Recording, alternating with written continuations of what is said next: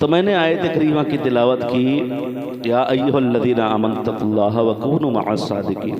हमारे कारी साहब क़िबला ने इसकी तफसीर और इसका तर्जुमा बता दिया कि ईमान वालो अल्लाह से डरो और सच्चों के साथ हो जाओ, और इसका खुलासा भी कर दिया। लेकिन इस आयत को मैं बरकत के लिए पढ़ा हूँ।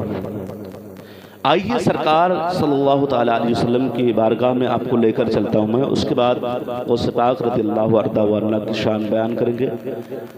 घबराना मत मेरे प्यारो, क्योंकि आज बारहा देखा जाता है कि जब लोग मिलाद शरीफ का प्रोग्राम होता है या कोई और जिक्र अज़कार का प्रोग्राम होता है तो वहाँ बहुत कम लोग जाते हैं, और अगर इसी स्टेज पे अगर कोई नचनिया को लाया जाता तो आज ये कुर्सी पे बैठने के लिए जगह नहीं बल्कि वहां तक जगह नहीं मिलती।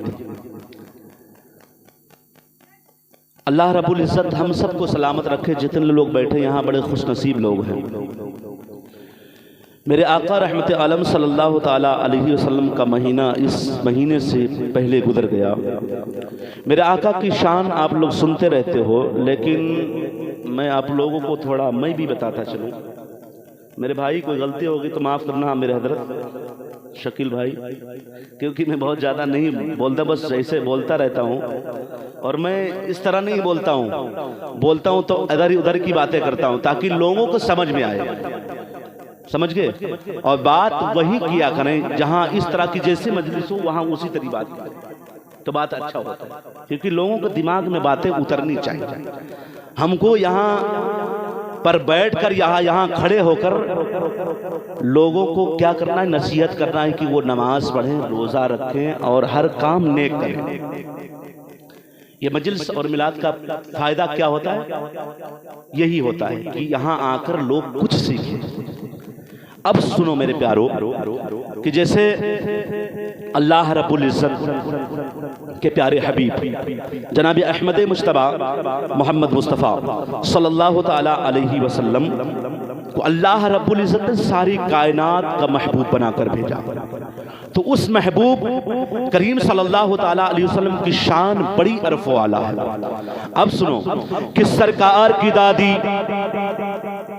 सरकार के दादा से अर्ज करती हैं, ऐ मेरे सौहरे बर सलामत, मैंने आमना को बारहा देखा है कि जिसका सौहर दुनिया से इंतकाल कर जाता है, जिसका सौहर दुनिया से चला जाता है, ये मक्के का दस्तूर है कि दुनिया का सौहर जब तक कोई आम आदमी का या किसी का भी सौहर दुनिया से इंतकाल कर जाए तो उसको नया लिबास नहीं पहनना चाहिए, ना खुशबू लगाना चाहिए, ना कोई काम करना चाहिए। लेकिन कुर्बान जाओ मुसलमानों, सरकार के दादा से अर्ज करती है, ऐ मेरे सौहरे पर सलामत, मैंने देखा है कि आमना नया नया लिबास पहनती हैं, तरह तरह के खुशबू इस्तेमाल करती हैं, आप जाकर समझाइए। तो सरकार की दादी से अर्ज करती हैं कि ऐ मेरी बीबी, ऐ मेरी शरीक हयात, आप जाकर समझाइए, आमना को आप जाकर समझाइए तो अच्छा हो।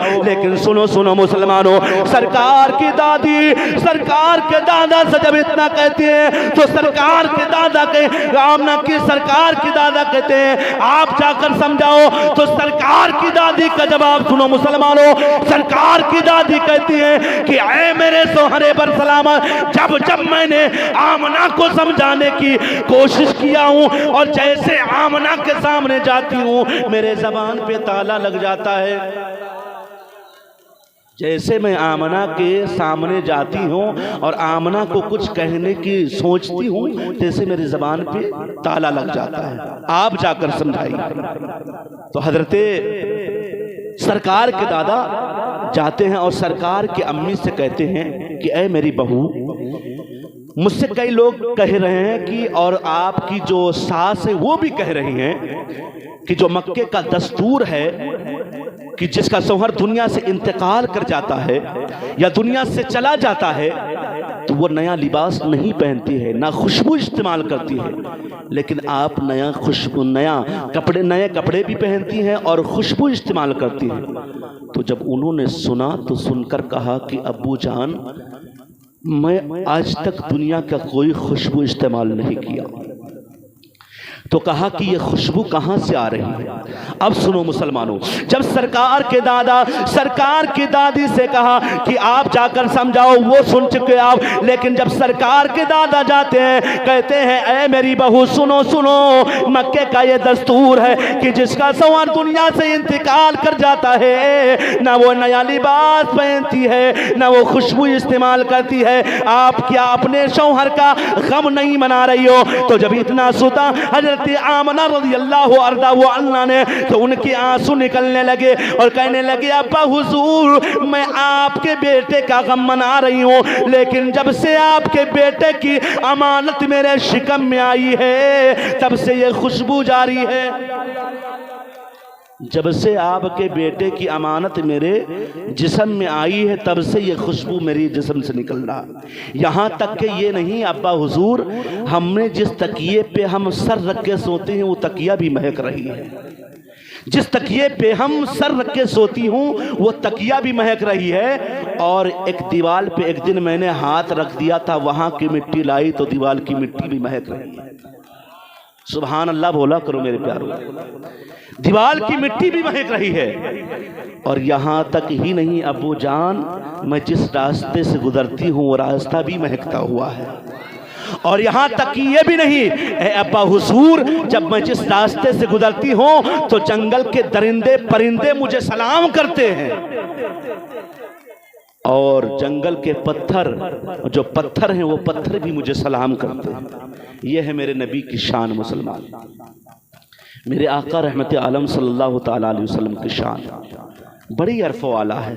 वैसे नहीं, अल्लाह रब्बुल इज़्ज़त ने पूरी कायनात को मेरे आका के सदक़े में पैदा किया। वैसे ही नहीं, मेरे आका के सदक़े में पूरी कायनात को पैदा किया मेरे प्यारों। और ये उलमा जो देख रहे हैं ना, ये मेरे आका के नायब है। मैंने वहाँ भी कुठारा में भी कहा था और यहाँ भी कह रहा हूँ कि उलमा इकराम को, ये जो जमातें हमारी हैं, इनको लोग पता नहीं क्या समझते हैं। ये क्या समझते हैं कि इनका ये धंधा है। अल्लाह रब्बुल इज़्ज़त का लाख लाख शुक्र है कि ये तुमसे बेहतर है। बेहतर ये है, इसलिए बेहतर है कि हम और आप इधर उधर घूमते हैं, लेकिन ये मिंबर रसूल पे चढ़ के खुतबा सुनाते हैं। इनकी कदर किया करो, कहीं ये मिले तो इनको उतर के सलाम किया करो। मेरे प्यारो, बातें तो बहुत हैं, लेकिन अब क्या कहा जाए, माहौल के हिसाब से बातें करते जाएं। बहुत सारे लोगों को मैं देखा हूं कि उलमाए कराम को जब देखते हैं ना, तो इंतज़ार करते हैं कि बेचारे ये सलाम करें मुझे, जैसे लगता है कि इनके अब्बा के गुलाम है बेचारे। ये नहीं समझते हैं कि इनका जहाँ कदम पड़ जाएगा वहाँ तुम्हारा सर नहीं पड़ेगा। मेरे प्यारो, इनकी कदर किया करो। और घमंड किस बात की यार? घमंड जब कारून जैसे बादशाह की नहीं चली, फिरौन जैसे बादशाह की नहीं चली, नमरूद जैसे बादशाह की नहीं चली, तो तुम कौन हो? तुम्हारा वजूद कहाँ रहेगा? तुम समझते हो कि हम यहीं रह जाएंगे? नहीं, एक ना एक दिन ऐसा आएगा ना कि तुम्हारी जान निकलेगी, और निकलने के बाद हाल ये होगा कि बदन पे कपड़ा नहीं होगा, कोई हाथ पकड़े होगा, कोई पैर पकड़े होगा, पैर में रस्सियां बांध दी जाएंगी, पैर में रस्सियां बांध दी जाएंगे कि कहीं भाग ना पाएंगे। समझ गए? हाँ, बांधते हैं। हाँ, अब नमरूद का वाकया एक, बस ऐसे मैं ऐसे बातें करता हूँ मेरे भाई, ऐसे बात करता हूं मैं कि नमरूद की बात आप सुनो। नमरूद बहुत बड़ा बादशाह था, बहुत बड़ा बादशाह था। उसने इतनी बड़ी बादशाहत की कि उसने सबसे बड़ा ताकतवर भी था, सबसे बड़ा ताकतवर भी था और सबसे बड़ा आदमी भी था। उसने बहुत बड़े बड़े महल बनवाए और घमंड में ऐसा चलता था कि लोगों को अपने आप को खुदा कहलवाता था। उसने क्या काम किया, उसके कुछ ऐसे चेले हुआ करते हैं ना, जैसे आज नेता के साथ में कुछ चाय पीने वाले बेचारे एक पान की पूड़ी और खाने वाले से उसके पीछे पीछे कुत्ते की तरह घूमते रहते हैं, कुत्ते की तरह घूमते रहते हैं, उसकी पूंछ पकड़ के और ऐसा लगता है जितनी साले उनकी इज्जत करते हैं अपने बाप की इज्जत नहीं करते हैं। जो बाप पूरी जिंदगी कमाने में लगा दिया, जो बाप उनके दौलत इकट्ठा करने में सारी जिंदगी बिता दी, लोगों से इधर उधर ढूंढ डालता फिरता रहा और कमाता रहा, उस बाप की इतनी कदर नहीं करते हैं जितनी कदर नेता की करते हैं। काश अगर तू अपने बाप की कदर कर लिया होता ना तो अल्लाह और उसके रसूल खुश हो जाते। और जब अल्लाह और उसका रसूल खुश हो जाता और सबसे पहले तेरा बाप खुश होता, और जब तेरा बाप खुश होता तो अल्लाह और उसका रसूल खुश होता, और जब अल्लाह रसूल खुश हो जाता तो तेरा बेड़ा पार हो जाता। लेकिन नहीं करता ऐसा। अब सुनो, नमरूद उसके पास इतने आदमी थे, जैसे आज नेताओं के पास चेला होते इधर की उधर बातें लाके बताते ना कि ये हो गया वो हो गया, वहाँ इतने आदमी हमारे हैं, वहाँ इतने आदमी हमारे हैं, वो ये कर रहा है वो ये कर रहा है, वहाँ हमने इतने पर्चे चिपकाए, वहाँ हमने इतने लोगों को इकट्ठा किया। वैसे उसके भी लोग थे, ऐसे बताते थे। एक ने कहा कि हम तो, हमारे पास सारी चीज़ें मौजूद हैं, हमारे पास सारी दौलतें इकट्ठा हैं, हमारे पास सारे आदमी भी मौजूद हैं, लेकिन एक चीज़ का सॉल्यूशन किया जाए। कहा क्या मामला है? जब फिर नमरूद से कहा गया कि सारी चीज हमारे पास है, लेकिन अगर हमको मौत आ गई तब क्या होगा? अगर हमको मौत आ गई तब क्या होगा? तो कहा इसका कोई इंतजाम किया जाए। इतना बड़ा हराम खोर और इतना बड़ा नमरूद था कि उसने कहा अब इसका उनके चेले ने कहा अब इसका कोई इंतजाम किया जाए। जब मौत आएगी नहीं हम लोगों को तो हम लोग अय्याशी करेंगे, मौज करेंगे, कोई वही नहीं होगा। तो कहा ठीक है। अब उसने क्या काम किया कि एक बहुत आलीशान बहुत लंबी बिल्डिंग बनवाई। बहुत लंबी बिल्डिंग बनवाने के बाद उस पे एक आदमी को और सारे लोगों को इकट्ठा करके एक बोली सबकी रखी, एक लैंग्वेज एक बोली सबकी रखी, और एक ही सिक्का सबका चलता, और सबको फौज बनाकर तैयार किया और बिल्डिंग बनाई कि हम एक एक चढ़ के और जाएंगे खुदा से लड़ाई करेंगे। अल्लाह खुदा से लड़ाई करेंगे। लेकिन कुर्बान जाओ मुसलमानों, वो रब्बे जुल जलाल है यार, वो परवरदिगार आलम है। वो चाहे तो राई को पर्वत और पर्वत को राई बना सकता है, तो वो कुछ भी कर सकता है। उसकी भी दरियाए रहमत जोश में जब आई ना तो उसने अपने फरिश्तों से कहा ए फरिश्तों चलो हम भी जंग करते हैं। कहा चलो हम भी जंग करते हैं। एक फरिश्ते को भेजा गया, कहा जाओ देखो ये क्या कर रहे हैं। तो फरिश्ते जो होते हैं वो बड़े वफादार अल्लाह के होते हैं। अल्लाह की शान में अगर कोई कुछ करता है तो उनको बड़ा वो होता है, समझ गए। तो ऐसा हुआ कि फरिश्ते को जब भेजा गया, देखा कि उसके लश्कर एकदम मौजूद है, तो उसने इतने गुस्से में अपने पर को हिलाया कि उसकी बिल्डिंग तहस नहस हो गई। फिर भी नहीं माना वो नमरूद। फिर क्या किया, अल्लाह रब्बुल इज्जत ने एक लेंगड़े मच्छर को भेजा, मच्छर को भेजा, और भेजने के बाद कहा जाओ और इसको ठिकाने लगाओ। जाने के बाद क्या होते हैं कि वो लंगड़ा मच्छर था मुसलमानों, अब वो नाक के जरिए उसके दिमाग पे बैठता है। आप अगर अंदाजा लगाओ, हमारे भी नाक है, हमारे भी मुंह है, लेकिन अल्लाह रब्बुल इज्जत ने ऐसा इंतजाम किया है कि अगर नाक के अंदर कोई चीज जाती है तो अंदर तक नहीं जाएगी बल्कि बाहर आ जाएगी। लेकिन अल्लाह रब्बुल इज्जत ने उसको ऐसी ताकत ऐसी कुव्वत दी कि वो नाक के जरिए जाकर दिमाग में बैठ गया। बात समझ में आती कि नहीं आती? आप लोग नहीं आती होगी तो बता देना। हाँ, मच्छर साहब को जब भेजा गया तो वो दिमाग पे जाके बैठ गए, और बैठने के बाद क्या हुआ कि अब काटना शुरू किया। तो जब शुरू किया तो डॉक्टर हकीम के पास दिखाया गया, तो उन लोगों ने कहा कि अब इसका कोई इलाज नहीं है, अब इसके सर पे जूता मारा जाए। और ऐसे जो जुल्म करते हैं ना लोग, उनका हाल यही होता है लास्ट में। तो अब जब जो आता तो उसको इनाम भी देता जूता मारने के लिए। देखो अल्लाह रब्बुल इज्जत ने कैसे सजा दिया।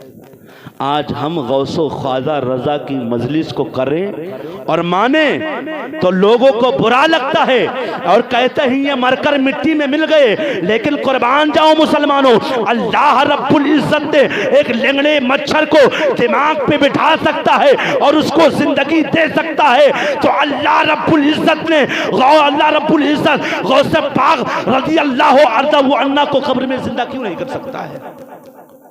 कर सकता है। लेकिन ये नज़द के बदमाश कहते हैं कि ये हमारी तरह हैं और ये मरकर मिट्टी में मिल गए। माज़अल्लाह रब्बिल आलमीन। मेरे प्यारो, इनके बहकाने में मत आना। देखना अल्लाह रब्बुल इज़्ज़त अगर चाहे ना तो एक मच्छर से ऐसे तबाही और बर्बादी मचा देना, ऐसे तबाही और बर्बादी मचा दे कि उसकी जान भी ले जाए और पूरी जिंदगी दुनिया में जलील करके मारे। तो जो अल्लाह रब्बुल इज़्ज़त एक मच्छर के जरिए नमरूद की मौत ले सकता है और मच्छर को उसके दिमाग में जिंदा रख सकता है, तो इन औलिया इकराम को क्यों नहीं जिंदा रखेगा?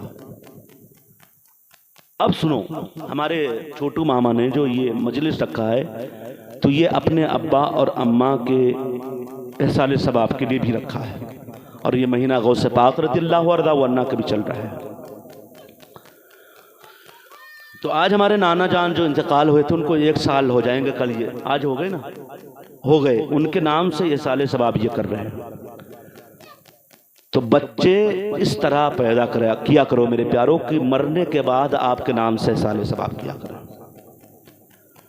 बच्चे तो बहुत होते हैं, लेकिन इस तरह बच्चे दुनिया में पैदा किया करो कि बच्चे मरने के बाद आपके काम आए।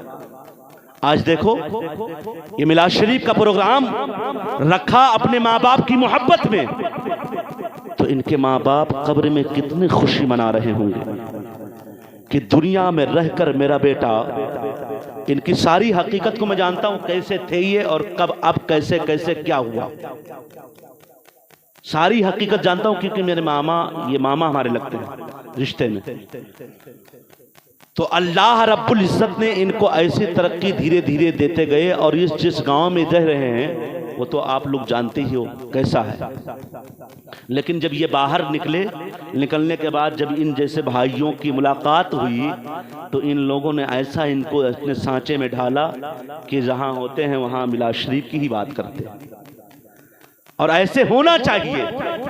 मेरे भाइयों, अपने आप को सुधारो, अपने गिरबान की बटन को खोलकर झांको कि अल्लाह रब्बुल इज़्ज़त ने हमको तरह तरह की नेमतें दी। अल्लाह रब्बुल इज़्ज़त ने हमको तरह तरह की नेमतें दिया। खाने के लिए पता नहीं कौन कौन सी नेमतें दे दी, पीने के लिए पता नहीं कौन कौन सी नेमतें दे दी, लेकिन हम अपने रब के लिए क्या कर रहे हैं? हम अपने रब के लिए क्या कर रहे हैं? 5 वक्त मस्जिद से मुअज्जिन आजान देता है और हय्या अलस सला हय्या अलल फला की सदाएं बुलंद करता है, लेकिन फिर भी मस्जिद में जाने के लिए कोई नहीं तैयार होता है, कोई नहीं तैयार होता है। मेरे भाइयों, आप रब तबारक व तआला की बारगाह में जाओ और झुको। हम दूसरे के पास झुकते हैं हज़रत, इससे बेहतर है कि हम अपने मौला के पास झुकें। तो जब अपने मौला के पास झुकेंगे ना तो कहीं झुकने की जरूरत नहीं पड़ेगी, मौला कहीं झुकने नहीं देगा। जब हम रब तबारक व तआला की बारगाह में जाएंगे और रब तबारक व तआला की बारगाह में सजदा करेंगे, करने के बाद मौला कहेगा, ए फरिश्तों देखो ये मेरा बदला है, मैंने इसको तरह तरह की नेमतें दिया था, ये खाकर ये मेरी बारगाह में आया है और मेरा शुक्र अदा कर रहा है और अपने माथे को मेरी बारगाह में टेक रहा है। ए फरिश्तों आज लिखो और लिखने के बाद ये काम करो कि ये दुनिया में कहीं इस तरह इसको मत करो कि अगर ये झुका है तो यहीं झुकने देना और कहीं झुकने मत देना इसको। लेकिन हम क्या काम करते हैं? वहां झुकने से दूर रहते हैं और लोगों के कदम चूमते रहते हैं, लोगों के कदम चूमते रहते हैं। मेरे भाइयों, अल्लाह का वास्ता है, अपनी मस्जिदों को आबाद करो, अपनी मस्जिदों को आबाद करो, नमाज की पाबंदी किया करो और अपने चेहरे पे दाढ़ी सजाया करो। हमने हजरत एक दिन जुमा में मैं यहाँ तकरीर कर रहा था अपने गांव में। जब मैं शुरू में पढ़ के यहाँ से, मैं यही पढ़ रहा था आपके गांव में, यहाँ से पढ़ने के बाद फिर दूसरे जगह गया था। यही हमारे उस्ताद बैठे बेचारे, बड़ी खिदमतें कर रहे हैं, अभी भी यही मौजूद हैं। ये अल्लाह का बहुत बड़ा शुक्र है। तो जब मैं गया, जाने के बाद क्या हुआ कि 1 साल के बाद लौट के आया तो मैं अपने अब्बा को बोला कि हमारे दाढ़ी रख लीजिए आप। तो दाढ़ी तो वो रख लिए, लेकिन जब दोबारा आया 1 साल के बाद तो क्या देखा कि वो इतनी रखी, इतनी वाली फैशन वाली। तो मैं कहा कि अब मैं पढ़ने नहीं जाऊंगा, मैं पढ़ने ही नहीं जाऊंगा। कहा क्यों? मैं कहा कि जब मैं तकरीर करने जाऊंगा और आपकी दाढ़ी पूरी नहीं होगी तो मैं लोगों को क्या बताऊं? जब मैं लोगों के सामने बयान करूंगा तो गांव वालों से जब कहूंगा तो गांव वाले बेचारे ऐसे होते ही कहेंगे सबसे पहले तुम अपने अब्बा को सुधारो, उसके बाद हमको सुधारो। और हमारे अब्बा बेचारे नमाज पढ़ते थे, तकबीर कहते थे, तो मैंने उनको तकबीर देने से रोक दिया, तकबीर भी नहीं देने दिया। खैर अल्लाह रब्बुल इज़्ज़त आज उनका ये है कि वो पूरी दाढ़ी रख लिए हैं, ये अल्लाह का बहुत बड़ा शुक्र है। फिर एक मर्तबा आया, अब इससे पहले तो वो नमाज नहीं पढ़ते थे। मैं देखा कि घर का सारा काम कर रहे लेकिन नमाज नहीं पढ़ते। जुमा में खड़ा हुआ, सबके सामने बता दिया कि ऐ मेरे अब्बा, सबसे पहले आप नमाज पढ़ो, सबसे पहले आप नमाज पढ़ो, वरना मैं बोलने के काबिल नहीं रहूंगा कहीं। तो सबसे पहले मैं अपने गिरबार में झांक कर देखूं कि मैं कैसा हूं, फिर लोगों को समझाऊं, फिर लोगों को बताऊं। मेरे भाइयों, यहां से उठना तो कुछ लेके जाना। मैं बातें ऐसे करता हूं मेरे भाई, पसंद आए तो ठीक है, नहीं आए तो कोई बात नहीं, तो कुछ लेके जाना। जब जाना घर पे तो अच्छी तरह बैठकर अपने बिस्तर पे आराम से सुकून से सोचना कि यार मौला ने हमको बहुत कुछ दिया। मिसाल में दूं आपको, अगर हमारे बदन का एक हिस्सा अगर खराब हो जाए तो बताओ, हम डॉक्टर के पास जाते हैं, डॉक्टर कितना समय लेता है, कितना खर्चा लेता है, कितना समय लेता है और कितना खर्चा लेता है। कुर्बान जाओ मुसलमानों, अल्लाह रब्बुल इज़्ज़त का बेफज़लो करम एहसान है। अगर हमारे अंदर अगर किडनी खराब हो जाए और उसकी डायलिसिस करने के लिए अगर डॉक्टर के पास हम जाएं तो वो 3 से 4 घंटे लेता है और 3 से 4 लाख रुपया लेता है। लेकिन ये तो मौला का शुक्र है कि अल्लाह रब्बुल इज़्ज़त ने हमारे जिस्म के अंदर सारे आजा को सही सलामत रखा है और सारी 24 घंटा ये जिंदगी ये सांसें चला रहा है। ये मौला का कितना बड़ा शुक्र है मुसलमान। लेकिन हम कुछ नहीं करते, हम बेचारे मजबूर होकर जाते हैं और रब की बारगाह में बैठ जाते हैं। यहाँ तक के हाल ये होता है कि बैठकर वहाँ खूह खा करते रहते हैं और जब जवानी का आलम होता है सब मुसलमान इधर उधर की बातें करता हुआ घूमता है और इधर उधर फुरता रहता है। लेकिन जब बुढ़ापे का वक्त होता है, जब बेटे काम नहीं आते हैं, बहू काम नहीं आती है, सारे लोग इधर से उधर हो जाते हैं, अब वही बुढ़ा जाकर रब की बारगाह में बैठता है। अरे बेवकूफ, तू रब की बारगाह में पहले बैठ जाता तो अल्लाह रब्बुल इज़्ज़त ऐसी नौबत नहीं। लेकिन जब हाल हो जाएगा बेहाल, तब पहुंचेंगे वहां बेचारे मस्जिद में तो आधा घंटा तक करेंगे वजू। यही हाल यही होता है, हंसने की बात नहीं है मेरे भाइयों, हाल यही होता है। लेकिन अल्लाह रब्बुल इज़्ज़त को सबसे बेहतर जवानी की इबादत अच्छी लगती है। जवानी की इबादत बहुत बेहतर लगती है। लेकिन जब जवान रहते हैं ना तो अपने सीने को ऐसा फुलाकर चलेंगे, लाएंगे साले ससुराल से गाड़ी, लेकिन जब उसको चलाएंगे तो ऐसा लगेगा कि उनके बाप ने खरीद कर दिया है। ऐ दुनिया के मुसलमानों, सीना कब तानना? जब तुम्हारे सीने में अल्लाह और उसके रसूल की मोहब्बत होगी और जहां होगा अपने सीने को चौड़ा करके खड़े हो जाना और लब्बैक या रसूल अल्लाह का नारा लगा देना और कहना अगर दम में दम है तो आ मोहब्बत रसूल दिखा, तब बात करना मुसलमानों। वाह ना अल्लाह। खैर अल्लाह रब्बुल इज़्ज़त सलामत रखे। मेरे प्यारो, जब अल्लाह रब्बुल इज़्ज़त तुमको, तुम्हारे माँ बाप हयात रहें, दुनिया में ज़िंदा रहें, दुनिया में ज़िंदा रहें, तब तक उनकी कदर करते रहो। दुनिया में जब तक रहें तब तक उनकी इज़्ज़त करते रहो। आज हमारा मुसलमान भाई दुनिया में रहता है, जब तक उसके माँ बाप रहते हैं इज़्ज़त नहीं करता है। जब तक दुनिया में माँ बाप हयात रहते हैं उनकी कदर नहीं करता है। जब तक दुनिया में जिंदा रहते हैं उनकी कदर नहीं करता है। लेकिन जब वो दुनिया से चले जाते हैं, हाल ये होता है कि आगे बैठकर, सिरहाने बैठकर इस तरह रोएगा, इस तरह रोएगा कि लोग समझेंगे सबसे ज्यादा मोहब्बत ही करता है। सबसे ज्यादा मोहब्बत यही करता था। मेरे दोस्तों, माँ बाप भी एक ऐसी दौलत है ना कि माँ बाप, माँ के कदम के नीचे वैसे नहीं जन्नत है। माँ के कदम के नीचे वैसे जन्नत अल्लाह रब्बुल इज़्ज़त ने नहीं रख दिया। माँ की कदर क्या जाने कोई। माँ का कदर, माँ की कदर कौन जाने। एक हजरत उमर फारूक आदम रज़ी अल्लाहु अन्हु की बारगाह में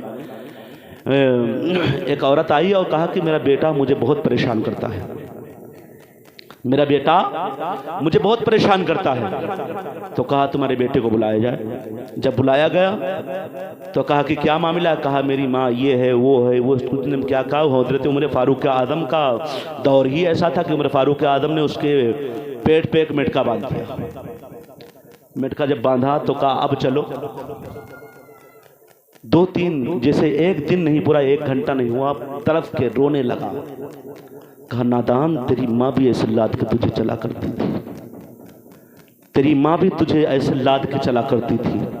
तब उसको नहीं दर्द हुआ करता था, लेकिन तेरे दर्द को बर्दाश्त करके, तेरे दर्द को बर्दाश्त करके तेरे को अपने आप में रखा, दुनिया का सारा काम किया, तेरे को जन्म दिया। लेकिन आज जब तू जवान हुआ, जवान होने के बाद क्या हुआ कि जब तू कमाने के लायक हुआ, कमाने के लायक जब हुआ, बीबी आई, शादी किया। शादी करने के बाद क्या हुआ कि तू अपनी बीबी से इस तरह मोहब्बत करता है। हाँ, अपनी बीबियों से मोहब्बत करो मेरे प्यारो, लेकिन माँ बाप का भी दर्दा है, माँ बाप से भी मोहब्बत किया करो। लेकिन आज हाल ये हो गया कि जब तक मजबूरी में रहेंगे, माँ बाप का पल्लू पकड़ के रखेंगे, लेकिन ऐसे जैसे दुनिया में आने के बाद कमाने लगे, कमाने के बाद हाल ये होता है कि जैसे 2 रुपया बढ़ा, बनने के बाद हाल ये होता है कि हाल ये होता है कि माँ को भगाया दूर और बीबी को पकड़ लिया। पकड़ो बीबी को, बीबी भी का भी हक है, लेकिन मेरे दोस्तों माँ बाप की भी कदर किया करो, माँ बाप की भी कदर किया करो। अब मैं बताता चलूँ आपको कि देखो हमारे ये उलमा भी बैठे हैं, आप भी बैठे हैं। जितना दर्द माँ को होता है ना, किसी को नहीं होता है। जितना दर्द माँ को होता है किसी को नहीं होता है। हम रात को जब 12 बजे जाते हैं ना, तो हमारी बीवी दरवाज़ा नहीं खोलती है। या रात को 12 बजे जाएंगे तो हमारी लोगों की बीवियां नहीं खोलती, माँ ही उठती है दरवाज़ा खोलने के लिए। अब बताओ मेरे प्यारो, माँ कितनी मोहब्बत करती है कि हम यहाँ रातों को जाग रहे हैं, वहाँ माँ अपने बिस्तर पे जाग रही होगी।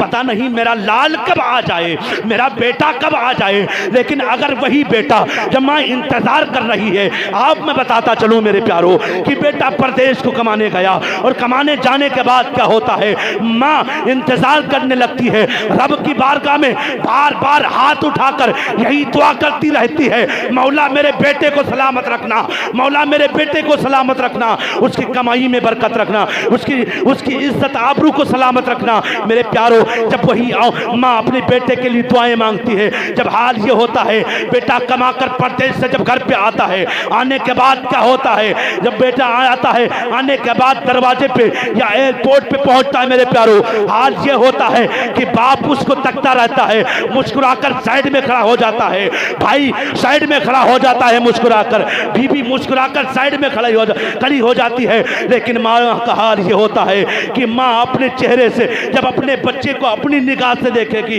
देखने के बाद अपने बच्चे को सीने से लगाएगी और लगाने के बाद कहेगी, बेटा क्या हाल था तेरा, तू सूखा क्यों हो गया, तू पतला क्यों हो गया, दुबला क्यों हो गया। लेकिन वही इंसान जब कमाकर परदेश से बाहर आता है, माँ को हटाता है, दूर हटाने के बाद क्या काम करता है, जाकर सामान को अपनी बीबी के पास रखता है, रखने के बाद कहता है, ऐ मेरी शरीक हयात, मैंने आपके लिए ये लाया, मैंने आपके लिए ये लेकर आया, मैं अपने आपके लिए ये लेकर आया। और काश अगर वो अपने माँ के लिए लेकर आता तो माँ के हाथ मुड़ जाते हैं वो, लेकिन वो काम नहीं करता है, वो काम नहीं करता है वो। और अगर कोई नेक बच्चा है तो वो सबसे पहले जो तोहफा लाएगा अपनी माँ को देगा। जो माँ इंतजार करती है यार, जो माँ परदेश जाते बच्चों को दुआएं देती रहती है और इंतजार करती रहती है, रब की बारगाह में यही कहती रहती है कि मौला मेरे बेटे को पीठ दिखाया है तो वो जरूर दिखाना। लेकिन वही बच्चा जब जवान होकर कमाकर परदेश से बाहर आता है ना, तो माँ बाप की कोई कदर नहीं करता है।